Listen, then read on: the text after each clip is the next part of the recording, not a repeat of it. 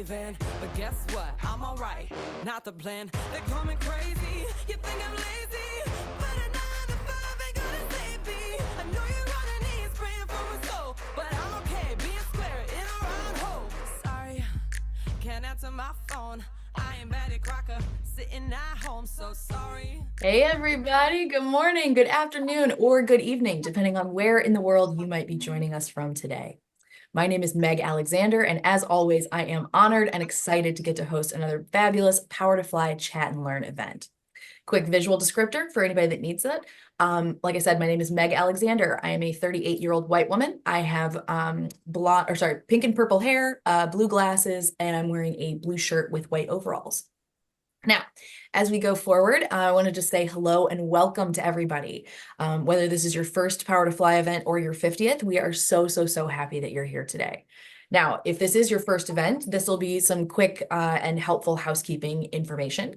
And if that's the case, then hi, welcome. We're so happy to meet you today. Now, the love is no less real for my frequent flyers. So whether, like I said, whether this is your first event or your 50th, we are incredibly happy to see y'all. I love seeing so many familiar names and avatars in the chat. So thank you all so much for joining us. Now, the big thing to know about all of our Power to Fly events is participation. So we absolutely want to encourage y'all to participate as much as you would like to. You can do that in a couple different ways. You are always welcome to turn your cameras on, share your smiling, maskless faces with us safely, but there is no need to be Instagram perfect, y'all. Just because I got fancy and washed my hair today does not mean that you cannot come here with your, dry shampoo, messy buns, the whole shebang. We really appreciate y'all showing up, no matter how it is that you do. Now, if you do want to participate, but you don't want to do so with your camera, that's totally fine. You can always chime in the chat. You are absolutely welcome to head over there. Let us know what you're thinking. If you've got questions, anything, please feel free to share there. Now, I do want to hit up that we are recording today. So what that means for all of you is you don't have to take notes. You get to relax, enjoy the conversation that I'm about to have with Kassie, and not have to worry if you miss a resource someone lists or a link or anything. Now, what's going to happen is everybody that registered for today's event, whether you're able to join us or not, everybody is going to get an email from Power to Fly in about 4 to 5 business days, and it's going to have a link to where you can rewatch this recording when we post it on powertofly.com. Now, let's say that Kassie says something today so like mind-blowing, paradigm-shifting, unbelievably fabulous that you don't want to wait 4 to 5 business days to share it with a friend or a coworker or a relative. You don't have to. You can always head over to our YouTube channel by end of day today. It's awesome. I love it there. And you can check out a bunch of our video. Sorry, today's video is usually posted within by the end of business today. And there's also a huge segment of recorded chats that are available on our YouTube channel as well. There's playlists with like kind of our greatest hits, best ofs. So I very much recommend you do check out our YouTube channel. It's faster. Everything's great. But the other thing to highlight is that a bunch of the value in Power to Fly is checking out all of our resources. So I really do recommend that you check out our website as well, mostly because that's where all of our resources live, all of them for free from the beginning of Lunch and Learns with Lauren Haggerty through today. All of it is there. So I very much recommend you check out our website as well. Now, if you do want to participate in the chat, like I said, you're absolutely encouraged to do so. In fact, I see Ria is in the chat asking y'all to chime in with where you're calling in from. I'm also very eager to see how far our global audience spreads. So please feel free to let us know where you're joining. I'm coming to you from Toledo, Ohio. This is land that belonged to the Fox, Kickapoo, and Potawatomi tribes in my area. So if you'd like to share where you're joining us from today or whose land you're on, we would absolutely appreciate that. So far, it looks like we've got Norfolk, Virginia covered, as well as Vail, Arizona, and another one from Toledo, Ohio. Hi, Ria. Just remember, as we go through, as you're interacting with our fellow attendees today, or networking with speakers, just make sure that we are referring to the code of conduct. Now, it's a bunch of words, but basically what it boils down to is don't be a jerk, okay? Just lead from a place of kindness and respect, and we should all get along just fine. Let's see here. We've got Toronto covered. We've got San Francisco Bay Area. Somebody else is coming in from Storrs, Mansfield, Connecticut, India, Michigan, Miami. Oh my goodness, y'all. I'm loving seeing all of this. Huntsville, Alabama, Newfoundland, Canada. Awesome. Thank you all so much for chiming in. All right. If you got any questions on the code of conduct or anything like that, you can always DM me. I'm happy to be here and help you out if you got any questions. All right. Now, our guest speaker today is here on behalf of Raytheon. Now, Raytheon has been a Power to Fly partner for a number of years now. They've been to multiple virtual job fairs with us. We just had our most recent one last week. And I'm sure many of you have heard of Raytheon in terms of defense contracting, military, all kinds of stuff like that. So I'm sure that we don't have an issue with name recognition today, but I think that what we're going to talk about will probably interest you even more. Now, I'm very excited to introduce you to the guest speaker today from Raytheon. Now, Kassie Diaz is a USMC combat veteran, or the United States Marine Corps.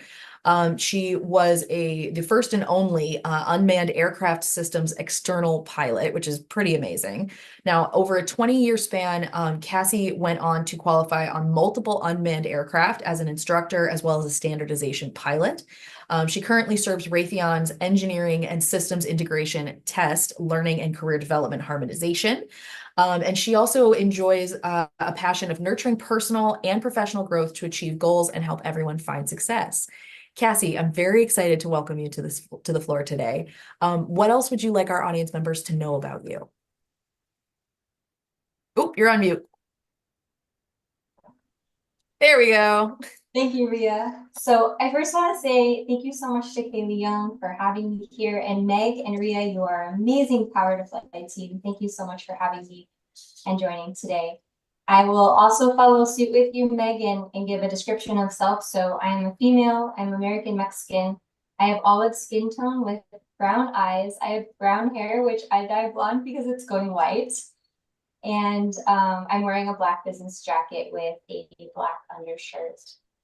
I also, just to share, Kassie Diaz, I've been with Raytheon for 6 years. This is my second time with Raytheon, so many of the questions surrounding culture and lifelong learning, I feel like there's a reason I'm back at Raytheon for the second time. I'm based at the Tucson headquarters location, and that land resides on the Tohono O'odham people. So thank you so much, Meg, for that introduction. I'm super excited to be here, and thank you so much. Thank you. I absolutely love when people chime in on their land callouts. It's one of my favorite things. So thank you so much for diving in there. All right, y'all, we have some great questions lined up, and they are all based on questions that you all submitted at registration. So one thing that I like to highlight here is that you all truly have the power to drive today's conversation. If you have a question that you would like to ask, please feel free to send it in the chat box at any time. I'll have eyes in there the entire time we're hosting today. So please feel free to send in questions there. If you have a question that you would like to raise, but you want to be kept anonymous, not a problem. Just DM me and I will make sure that I raise your question and keep you in the dark. The other thing I want to highlight here, y'all, is if you submitted a question and you're not sure if we're going to get to it or not, ask it in the chat. All right. You all took time out of your day to be here with Power to Fly and Raytheon live. We want to make sure that we reward you for that. So if you have questions, ask them, ask early, ask often. That is going to be the best way to make sure that you get your questions addressed today. All right, y'all, let's start moving with some questions here. All right, so we're going to talk today about kind of what your journey has been like. How do you approach when it comes to like goal setting for, short-term and long-term goals? How do you approach that process when you're trying to figure out what your goals are, either for your personal or your professional life? How have you done this in the past? Absolutely. So I think I would start this response by sharing, where are you today? What are you doing? What does your space look like personally and professionally? And I ask that to ask the question, are you currently writing a story that you would love to tell your family, your neighbor, your friends? Are you currently writing a story that you're proud of for yourself? It's not about anyone else. So you have to start in a space that is your own. It can't be someone else writing your story for you. And I think that this is very pivotal for everyone. Many of us are following in the footsteps of someone, and we're following what someone else thinks and is guiding us to think that we need to do. And until we move that framework into our own space, it's very difficult to create goals, right? So I ask everyone, are you in a space that you're writing a story about yourself that you would love to tell? Once you can answer that question and say yes, I would very much say, get a piece of paper and a pen, pencil, writing utensil, pull out old school paper, right? Draw a line down the middle like we did in elementary school, and on one side write personal and the other side write professional. And think about all the things that you've ever wanted to achieve, all the things you've ever wanted to do. Put those on the personal side. Then take the ones from the personal side that are professionally related, and add them to the professional side also. It's not about removing it from the personal side and adding to the professional side. You want to add it to the professional side also, because sometimes those successes come in both sides. Sometimes you can see those successes in both ways differently, because your perspective can change and your perspective can be seen differently. So once you're able to do that, categorize those goals, 1 year, 3 year, 5 years. What are the quick goals? What are the quick things that you can accomplish in a year? What are the quick things that you can lay out a path for 3 years, 5 years, 10 years? What does that look like? You could have never told me that as a 17-year-old graduating high school, joining the Marines, I would be on a path to my PhD. Today, 24 years later, yes, that makes me old, I wouldn't have believed you, because I joined the Marine Corps because I didn't want to go to college. I joined the Marines because I didn't want to go to school. I joined the Marines because I didn't want people to tell me I had to choose what my path was going to be for the next 4 years as a freshman. And so I think when we think about those things, and we think about the dictation that sometimes comes with our family structure, our environment, our community structure, the expectation that lies on some of us because of our family members at times, that doesn't mean that you have to follow that same path. So I'd go back and say, are you writing a story today that you would love to tell?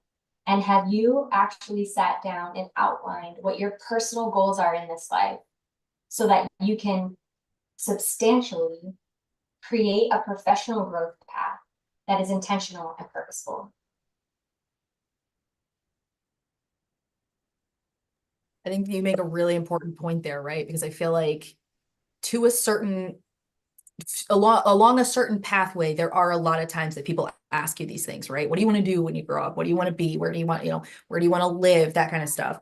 But I feel like if you're not taking the college path, or if at least you're not 100% in on the college path, I feel like there's a ton of places that the conversation just basically stops, which is so dumb, right? Because like you're still gonna live even though you're not going to college. And those of us with the best intentions of going to college don't always finish.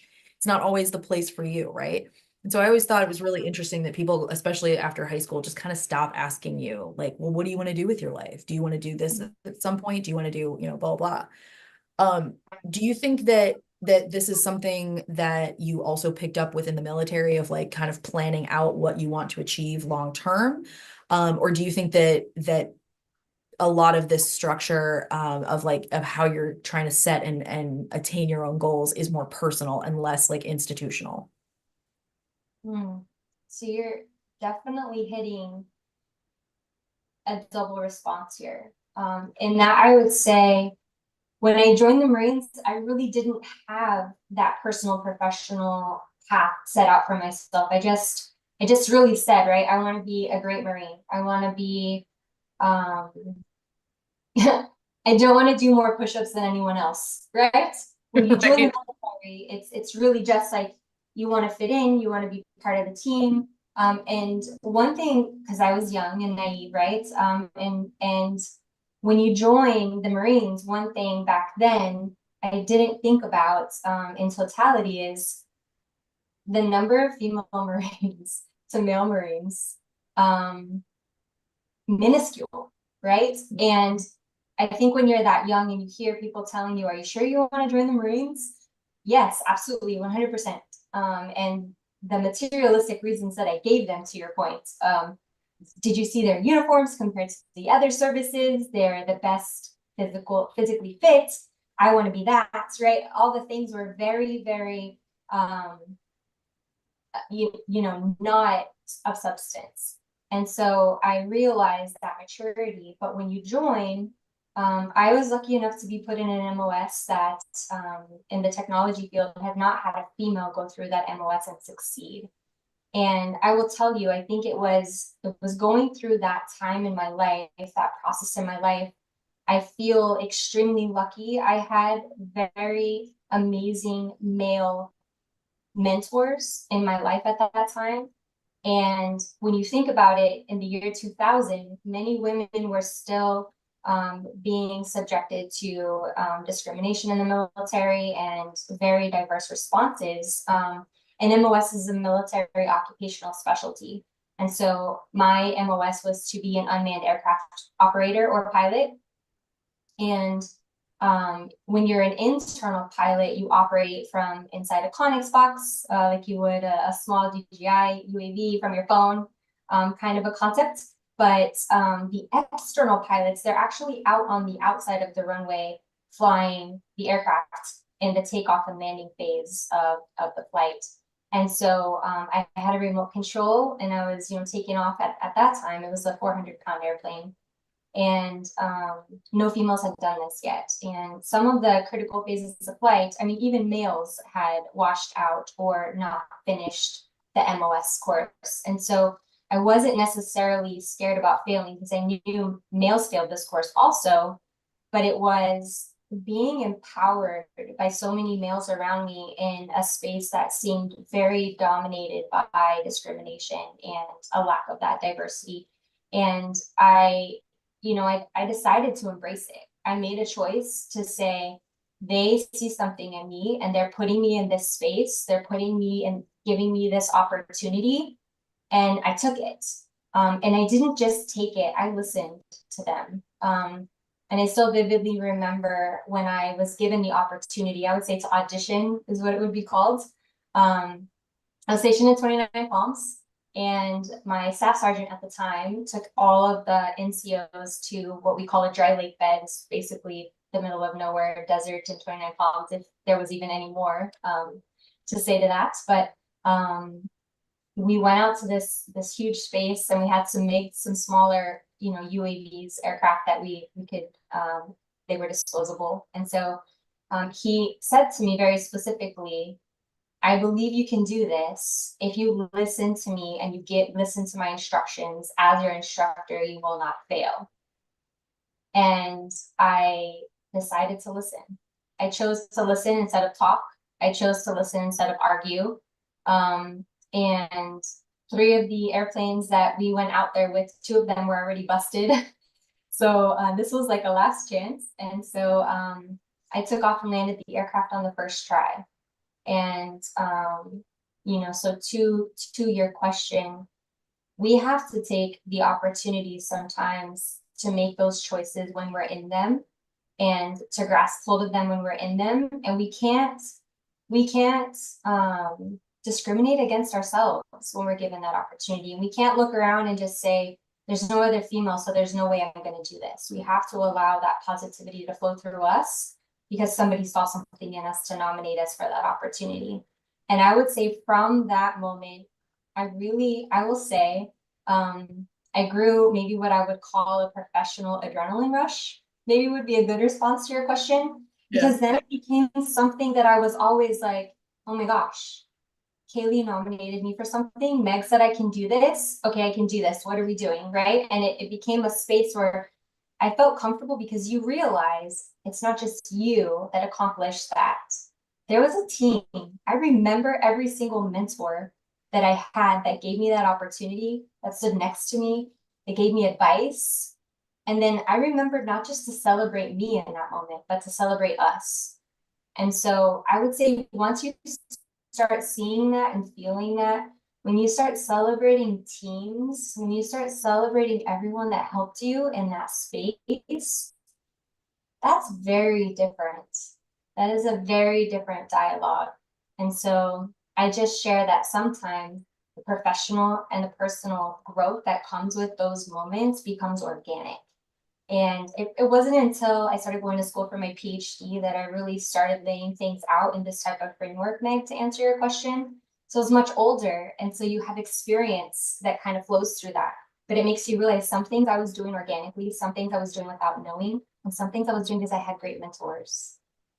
I love that response. That's awesome. Okay, so as you came to this framework that you use as you're going to set goals, what strategies do you use to make sure that you're staying on track with those goals? Right. So I really want to say strategies to stay on track. You have to define your challenges. You have to define the things that are in your blind spots. You have to define the things that are going to knock you down. And so those are going to be your obstacles. And I really, really want to emphasize you control this. You control this because these challenges, yes, they're things that are in your way, but the response to any given challenge is going to be an emotional, physical, or visual response. And I say that because that comes in the form of motivation. How are you taking a challenge, acknowledging it, and turning it into something positive that's viewed as positive? Even, listen, if I told you I was a Marine and I would fill sandbags today, if my boss called me and said, I need you to fill 20 sandbags, let's go, sir, where are the bags?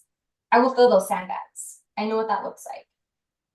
But if you allow fear to be visible, what does that look like?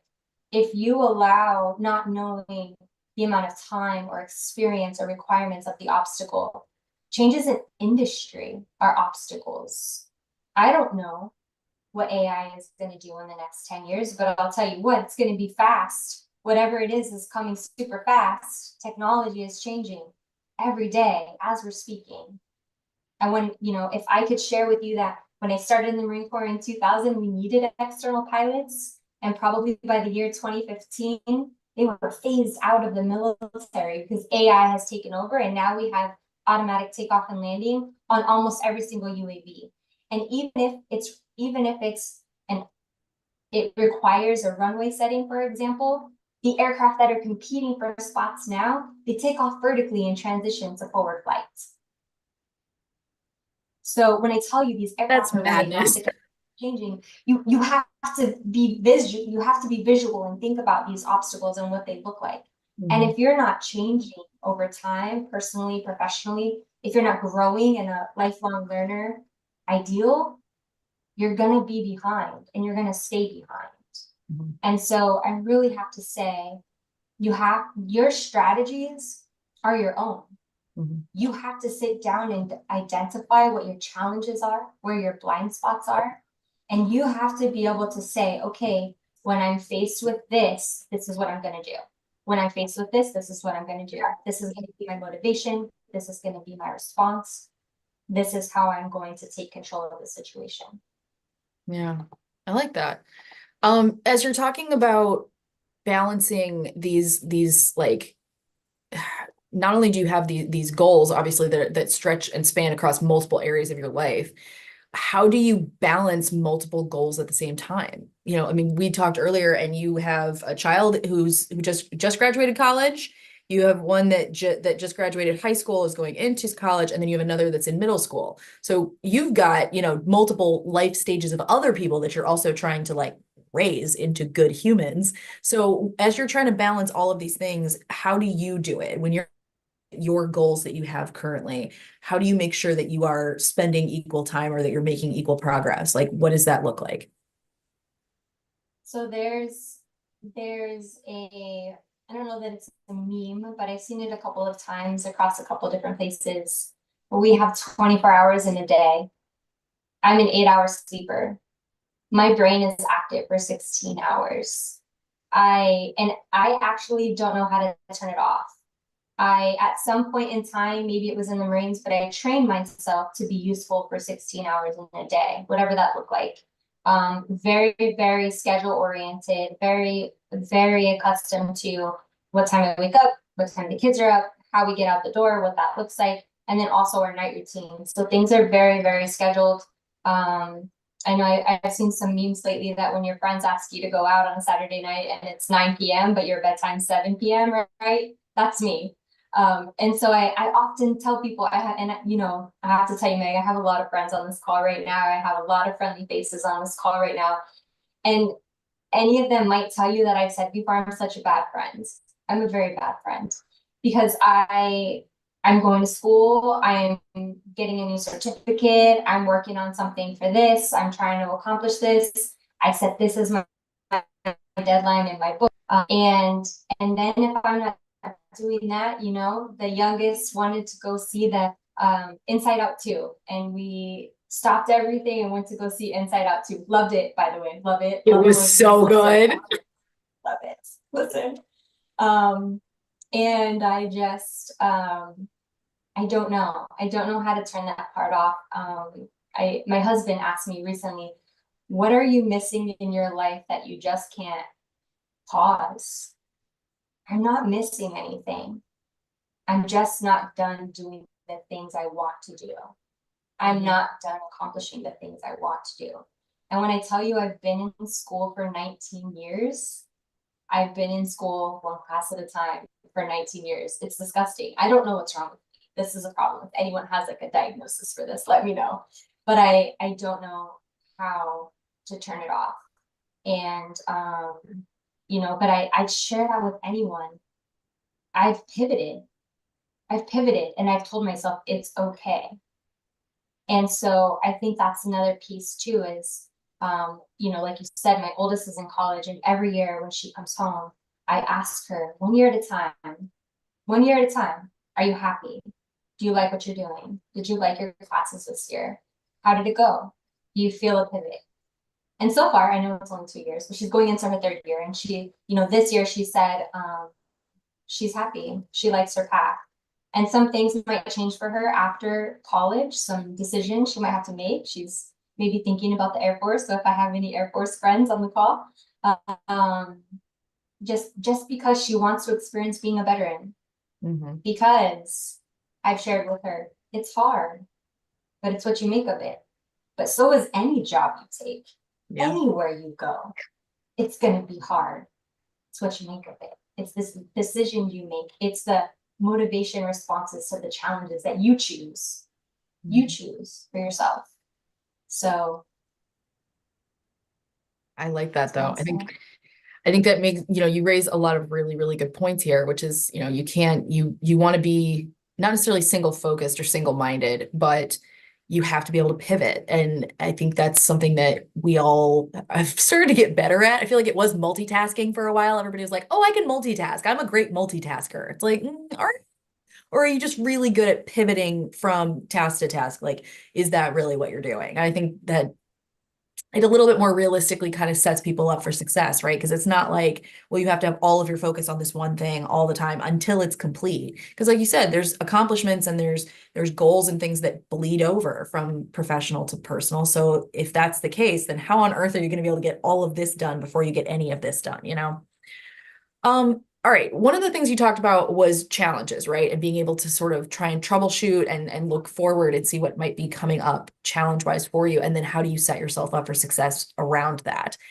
As you were transitioning into civilian life, what were some of the challenges that you were facing coming out of, you know, being a combat veteran and then wanting to completely leave military life behind and go into the civilian world? What was that like for you? great question. So people that I meet today, maybe if anyone's called that I've never met before, and then we create a friendship out of this exact type of situation is a scenario where people say, oh my gosh, have you always been this great of a speaker? Have you always been able to talk to people? Have you always been this comfortable? No. And I share this story humbly. When I transitioned out of the Marine Corps, I took another job that was going to deploy me back to Iraq as a contractor. And when I did that, when I first got hired on, I was going to fly a new aircraft. I had to get qualified as an internal pilot, and then I was going to get qualified as an external pilot. And my boss had came out to the flight line one day, and I used the F word and the S word as like a noun, an adjective, an adverb in like the same sentence. And he looked at me and he was like, what was that? And I was like, what was what? And he was like, your sentence, like do you talk like that all the time? And I was like, what do you mean? It's normal. And then I even told him, you're a Marine. He's a former Marine. He's retired. He's a retired veteran also, right? Yeah, What do you clutching mean? his pearls or like, what's going on here? And he looked around and he was like, do you see any females on this flight line? no, sir, there hasn't been a female on the flight line since I started in this industry. He goes, exactly. How do you think a VP that visited the flight line from our business would feel if he walked out here and a female was talking the way you do? And I was like, well, the males talk the way I do. Why does it matter what the females say? Like, think about it. He sent me to a professional development class, learning to communicate with. And I was angry when say it's a male that does that in that environment. Now, again, this was 20 years ago, but I also understood that he was upset with me for talking back. I get that too. I see that now, but I wasn't really talking back. I thought we were having a conversation, but I was wrong. So when I think about just that moment in my life, I've learned to say less. From that moment, I learned to say less, not because I didn't want my voice to be heard, but because when I did speak, I wanted it to be purposeful. And I think there's a big difference for people realizing what that means for you and your environment. Because no matter where you are, if you take the time to pause, and not pause from conversation, not pause for dramatic effect. I'm saying pause to actually reflect on what it is that you want to say so that it comes over with purpose. It has an action behind it. It comes with the bluff. It's quick. There's no fluff. It's not dramatic. And I share that because I do feel like even today, I mentor people that ask me, when you come in a room, you demand executive presence. How do you do that? Well, I think it comes from those moments that have humbled you, where maybe a boss talked to you and said, I really think you need to think about how you come across. And unfortunately, not all bosses and mentors can give you an example of what that means, right? They see it, but if they haven't been humbled, they know what they want to tell you, but they don't have that example. So when people ask me, what does that look like for you? And how did you do that? Well, I was humbled when I got out of the Marine Corps and became a civilian. And I actually was forced to go take a professional development class that taught me to say less. But I chose, right? And we're going to go back to the challenges, the obstacles, and the motivation. My motivation now is to say less because when I do talk, I want people to hear me. And in order to do that, it has to be purposeful. It has to have a bluff. It has to have an action. It has to be something that they want to hear, right? And if I want people to, at the end of the day, look around the room and say, oh, Kassie, we didn't hear from you yet. What do you think about this? I do want people to not forget about me either. But the only way people do that is you make that conversation with them purposeful. And you gave them a feeling to say, I want to hear what she says, because if the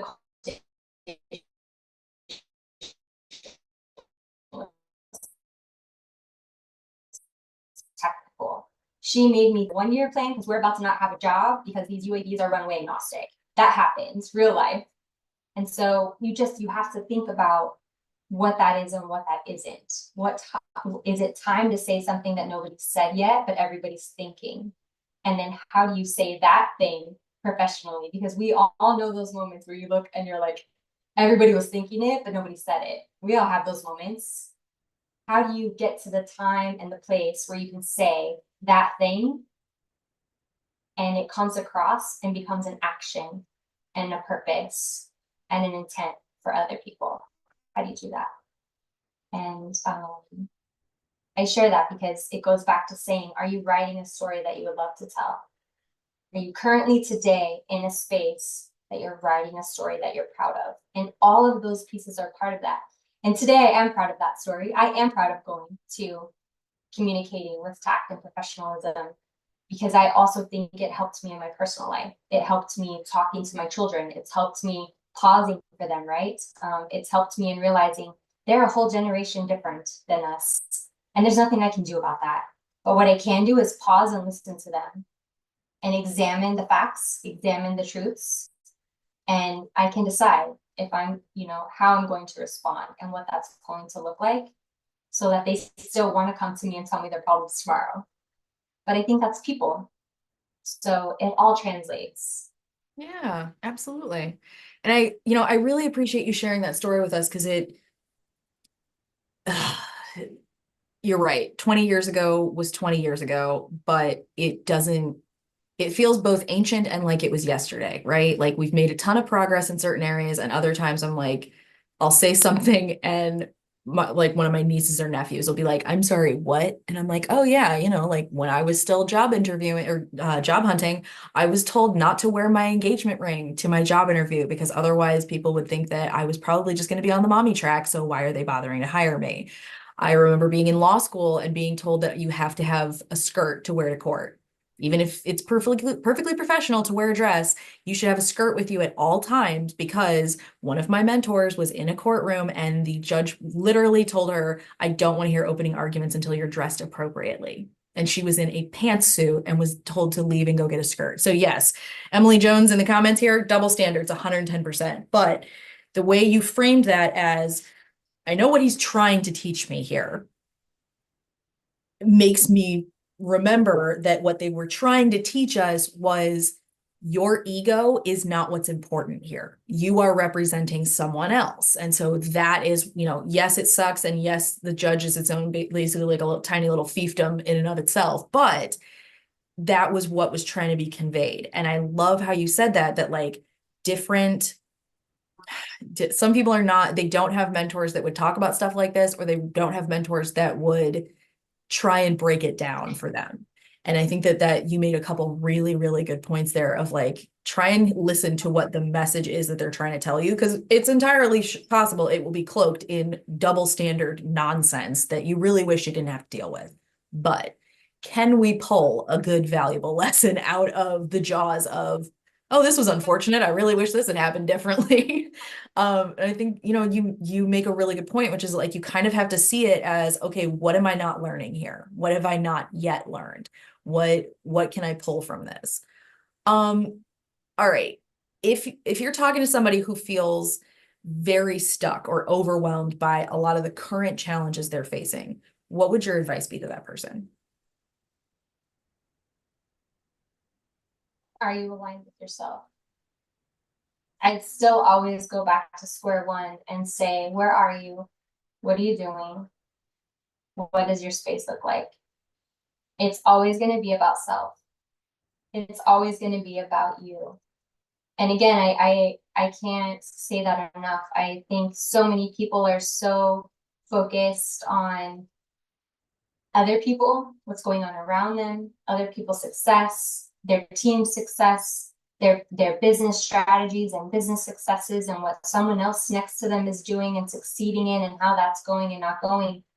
I really think today people forget to take a pause and look at themselves. Reflect back on your goals. Your goals are not the same as those around you. Your business goals are not going to be exactly the same as someone else's business goals, even if they're in the same company. And they shouldn't be. We should all be striving to have continuous growth and some level of continuous improvement differently, because it grows us bigger and better and stronger in so many different ways.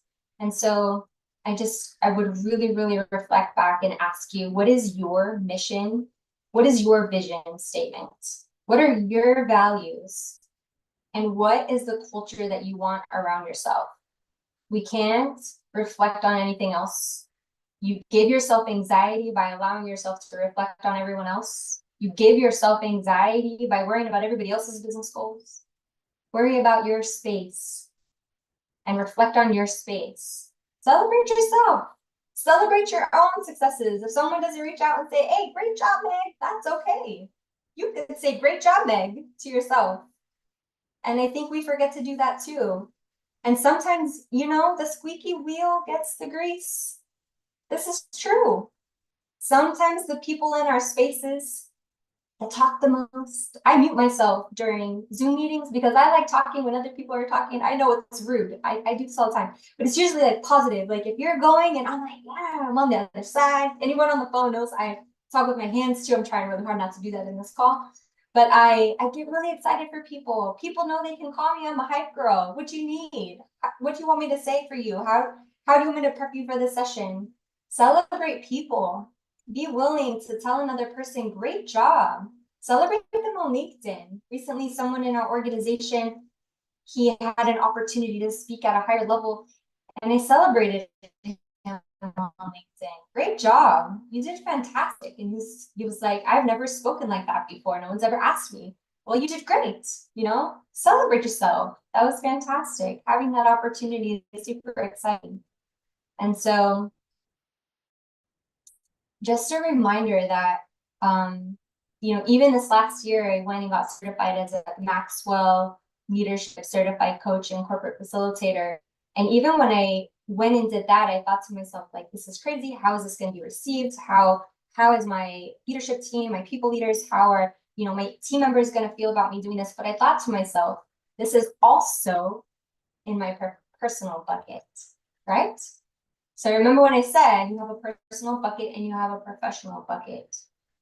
I want to be someone that, and I'm going to answer your question right now, because I asked, what is your mission statement? What is your vision statement?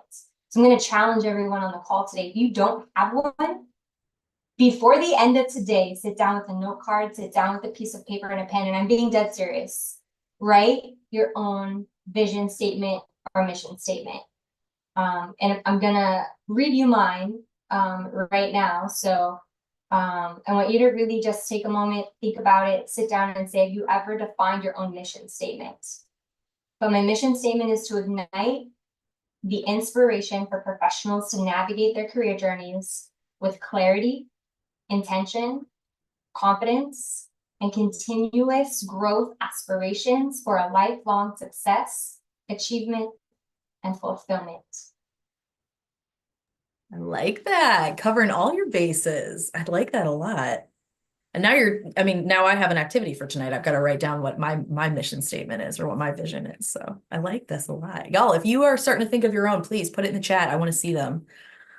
Let's see here. David chimed in saying, absolutely celebrate people for who they are, not just what they've done. David chimed in about the advice comment earlier saying, take the advice and proof it against what you know to be true of yourself. If it fits, wear it. If you don't like how it looks, rid yourself of it. If it doesn't apply, set it aside or dismiss it without reflecting it back. Realize that some things come from people who are dealing with their own junk and can't seem to realize that they are projecting. And that one is yes, 110%. I'm a big fan of the idea that you shouldn't take advice from someone on a subject where you wouldn't let them make all of your choices for you, or you wouldn't change places with them. So that I've kind of already, that one I've started to internalize. And I think that is a really good one to try and see what you can pull lesson wise from the situation. But I like that idea of kind of reflecting it back on yourself. All right. One of the things we talked about is that you've been in school for the better part of 2 decades. How do you prioritize continuous learning within your busy schedule? I definitely have had many conversations with my family, and I have shared that this is part of my personal goal setting. I have shared with my family this is something that I want to do. And I'll share the story that when I joined the Marines, I joined for the dollars to go to school. I joined for money to go to school. And obviously joining and 9/11, then we went into Iraq in 2003. There was no time for school. So I didn't accomplish education while I was in the Marine Corps. And then when I got out, I had this idea that I was going to just go to school full time and I was going to be a full-time student. But there were other plans for me because I got married and had a child. And so then here we were with a family. And so how do you adjust fire from the picture that I have for myself, right? And again, it's a pivot. It's a pivot to my personal and professional goals. And one thing that I realized is I don't have to scratch out those personal and professional goals that I made for myself. You don't have to mark through the educational goal because now you have children. Now, when they're doing homework, I'm doing homework. Now, when you're setting the schedule and you make dinner and you sit down to make sure you have that hour or 2 hours to do homework, that's what you're doing. You're doing it with them. And, I feel like right now I can tell you, my children know when I'm cleaning up, they should be cleaning up their messes too. When I'm doing something, they should look around and see what reflects on them too, because I need their help to do this, right? And I think sometimes we think, and I'll go back and even say imposter syndrome for moms. Yes, but no, I'm not going to accept that for myself. And what I'll share in that is saying, I want my kids to see that their success and what they're willing to put into our family is as much their responsibility as it is mine. So I'm going to say that again. Our family success is as much each other's responsibility as it is a mom's or a dad's. And I'm even going to say a mom's or a dad's, because listen, households look very different everywhere you go. And I'm not going to say they look different today than they did 20 years ago, because my parents divorced also, and this is 30 years ago, right? So single parent households is not new.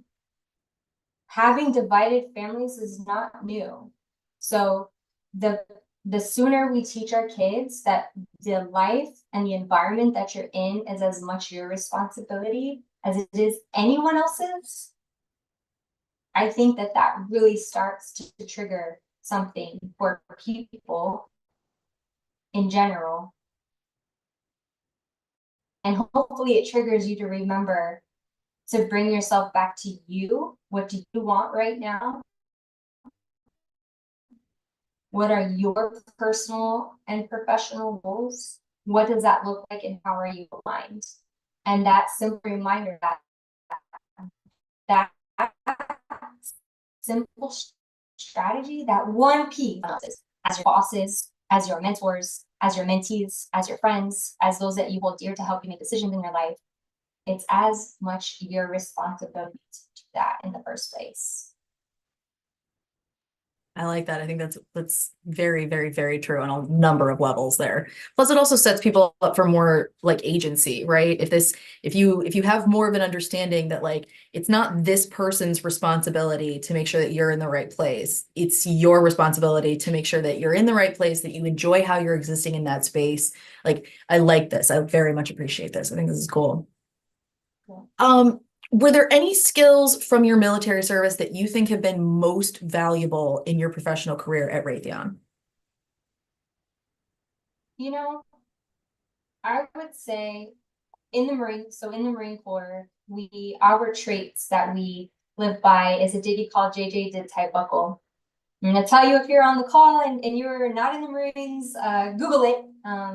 Google what JJ did tight buckle is, but I'll tell you, when you look at these character traits and you think to yourself, how am I going to live up to all these character traits at the same time? The truth is that you're not. You're just not. Some days you're gonna fail. I'm gonna say a curse word. Someone's gonna judge me on a flight line, and I'm gonna have to go take a class. And I'm gonna take the class because I did do that, right? And some days I'm gonna have initiative, and some days I'm gonna say Meg needs to do that, not me. Why doesn't Meg have to do that? She never has to. What is Meg doing, right? Blaming others and not taking the initiative to just do what was asked of me in the first place. I will say, actually taking the time to learn what character traits are and why they're important in your environment, and not just reading your company values for the sake of reading them and hearing your boss tell them to you once a year. I think that's really important.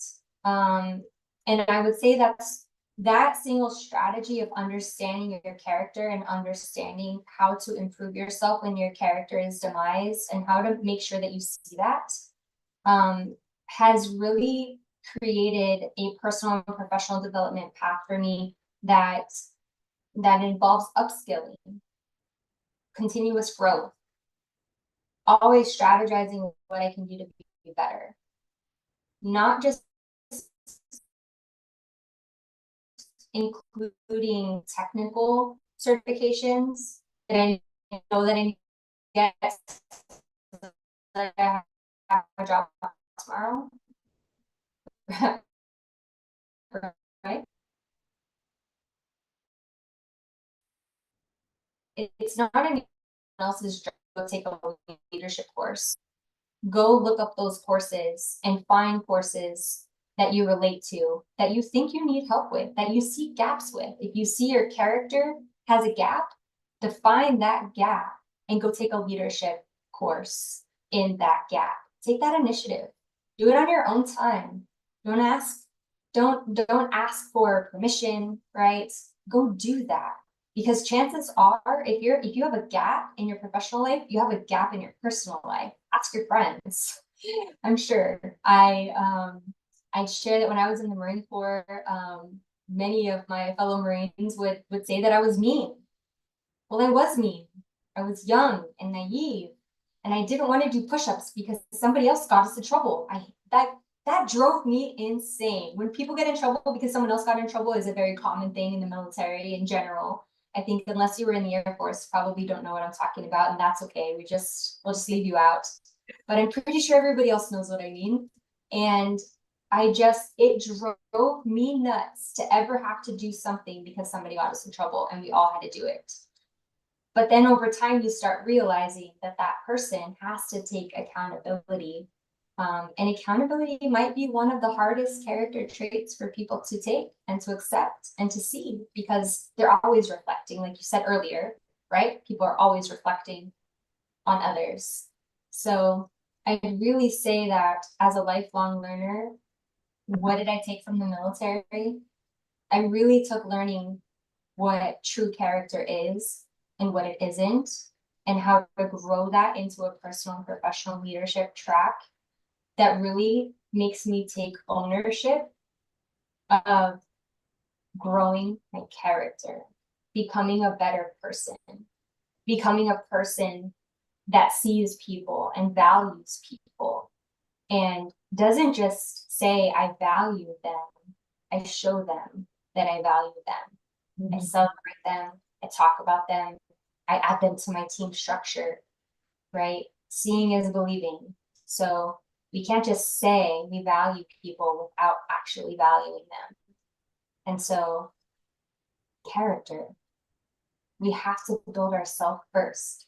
Still gonna go back to, are you writing a story you love about yourself and you're willing to share? Are you doing that today right now? The factor of, are you writing a story that you would love to tell? Like, y'all, I sit on these chats 5 days a week, right? I talk about cool stuff, but I talk about a lot of the same stuff to a lot of really cool people, and we talk a ton in this subject. And I'm telling you, I have yet to hear anybody say specifically a story that you would like to tell.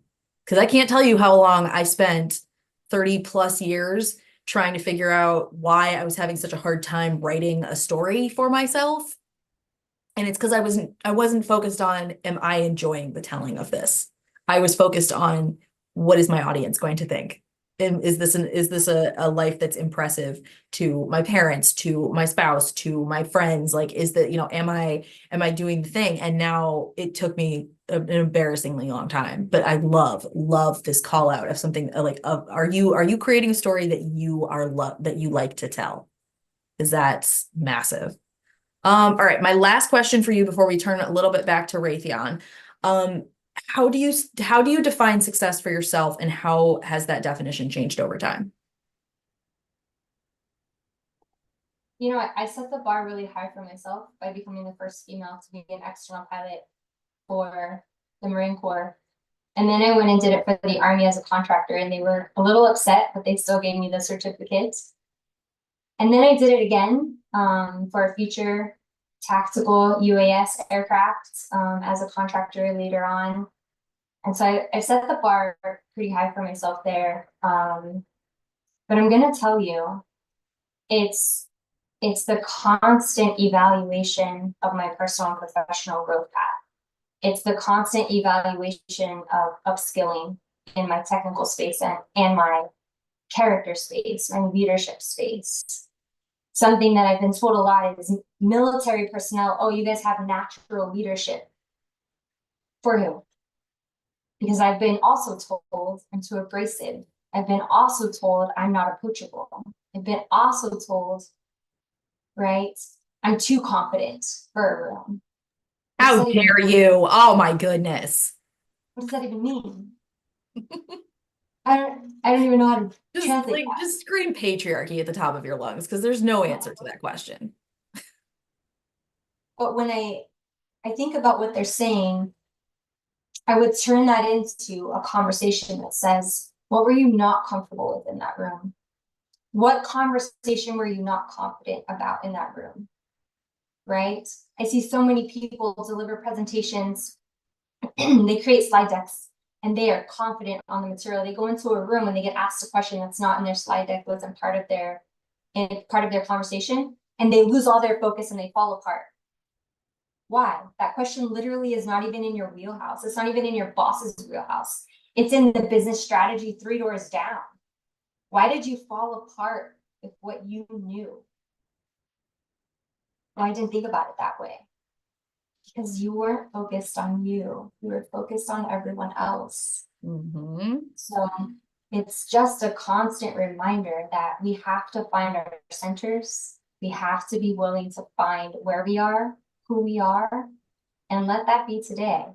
And in our spaces, that's really all our bosses are asking of us, is to be ourselves. We're already in the room because they want you to be on the team, you know? You have to remind yourself that if you're in a room you were invited to, it's because you should be there. So let's stop worrying about all the extra parts and pieces. Let's stop worrying about all the parts that we are defining as why we shouldn't be there, that nobody said, right? And grow ourselves from the inside so that we know how to stand on our own 2 feet. And we know what that looks like. And we've defined that for ourselves. Very, very cool. All right. All right, we have about 4 minutes left. I want to make sure that we talk a little bit more about Raytheon. So especially if people are interested, if anything that you've said today really sparked their interest in Raytheon, what should people know if they are going into an interview? Are there any tips that you have, things that they should highlight that, you know, are very much appreciated at Raytheon? Well, I want to share something that a lot of people ask me often is, what is the Raytheon mission statement, right? And Raytheon is literally 100% invested in changing the world. Our products are game changers across the globe. And so when you think about it from that perspective, take a moment before you apply. Take a moment to understand the business. And this, I guess, you could apply to any business, not just Raytheon, but understand the business that you're applying to. So often I see people apply to Raytheon and then they say, I didn't want to work for the government. I didn't want to work on this product. I didn't want to work and do this, because they were blind applying. So the first thing I would say to answer this question, if somebody asked me this actually like right now off the street, off the cuff, is, do you know the mission statement of the company that you're applying for? Because I'll tell you, the backbone of my heart professionally is the warfighter. There's nothing I wouldn't do. I told you earlier, if my boss called me and told me to go fill sandbags for the warfighter, 100%. Where are the bags? Where do you want them? What are we doing? 100%. I would do this. Do you know the mission statement of the company that you're applying for? If you don't, you need to take a pause before you apply. Because trying to fit a square peg in a round hole doesn't work. That is still a thing. It doesn't work. And if, one more time, you go back to yourself, your personal and your professional goals, your own mission statement. We talked about that. If you don't have a mission statement, how do you know you want to work for Raytheon? Very serious question. Yeah. If you don't have a mission statement to say who you are, how do you know your mission statement meshes with Raytheon's? And so I share that all to say, there is a huge side of Raytheon that is growing beautifully. And it's a culture that is committed to so many things, that is creating a workforce that's growing together. And I will tell you, this is a huge reason why I'm back here for the second time. So I worked for Raytheon once before, and it came back. And I have to tell you, coming back and seeing the employee resource groups, I currently serve as the RTX Vets Global Communications Chair, and working with all the teams on this call. We have Collins, Pratt & Whitney, and Raytheon on this call right now. seeing people show up for people across the enterprise has been amazing because we are not the same. Our products are not the same. Our business strategies are not the same. Again, remember, 3 doors down doesn't mean the same thing as what you're doing. 3 doors down success is not your success. And until we start seeing that and understanding our space, it's going to be so difficult to move forward. And just to share local community and outreach support, the things that they're doing publicly and broadcasting, where are you going to find that? Many businesses still aren't ready to talk about that, right? Employee resource groups, diversity, equity, and inclusion programs, ensuring that everyone feels welcome, ensuring that everyone feels comfortable. What can we do to get better? Asking that question, most businesses don't care if what they're doing won't affect their bottom line, their ROI. To know that a business cares about military programs, and not just programs that benefit veterans, but that benefit Guard service members and their families. For someone like me, that's a game changer. For someone that sees a business investing in all military personnel, that's huge. So I think about, what is your mission? What keeps you whole? Identifying that with your business, and then making sure that the role that you're applying to is right for you. Don't just apply to apply. Understanding what that looks like and knowing what your needs are to meet your personal and professional goals. And friends, I've gone from making a lot of money to a little bit of money in my lifetime. And then I've gone back and forth. And I'll tell you, it's all been about learning what fulfills me. And so until you can define that for yourself, there is no business that's going to make you happy if you can't define those things for yourself. Oh, Kassie, oh my gosh, this has been honestly wonderful to get to learn from you for the last hour. I very much hope we get to do this again. It's been wonderful. Thank you so much for your time and sharing your expertise with us. This has been a really, really good chat. So thank you so much for joining us. Thank you. I appreciate you. Now speaking as well, I'm a veteran's wife. I was not a military spouse. He was already out by the time we got together. He's an army vet, but was raised as an Air Force brat. 10 of 10 can confirm Air Force is probably where your daughter wants to go in. Those are a lot of cushy seats, and hotels instead of cots on the floor, and that kind of stuff. So, and even more so if you're in tech. My husband's father is in tech, or was in tech within the Air Force, and that was definitely the way to go. All right, y'all. Thank you to all of our audience members. I know y'all, we're 2 minutes over, apologies, but thank you all so much for joining us today. Obviously I love that you attend these sessions because I have a job because you attend these sessions, but I love that you all come out for these even more because you just took 60 minutes out of your day to do something positive for yourself and your career. Okay. This is not easy in this day and age. It is generally not always a fun thing, although I've certainly had a good time today. And so I really want to congratulate all of you, whether you are a little treat person or not. Just listen to Meg, okay? Give yourself the gold star, the pat on the back, the cookie, the Starbucks drink, whatever the thing is that it's your thing. Reward yourself, because truly, y'all, you did something very good for yourself today. So thank you all so much for coming out. Round us out for today, but just remember, we've got some amazing programming coming up in the next week or so. We've got another virtual job fair happening this week. We got all kinds of good stuff. So check out our company calendar on the website. Do not forget to check out Raytheon's company page on powertofly.com. There's some really great things there, including the jobs tab where you can search for and apply to roles right with. And whether this was your first event or your 50th, I cannot wait to see you again. And I sincerely hope that is sooner rather than later. Go out, y'all. Have the day you deserve to have, and we will see y'all back here later. Bye. To the words in this song, like, guess what? I'm all right.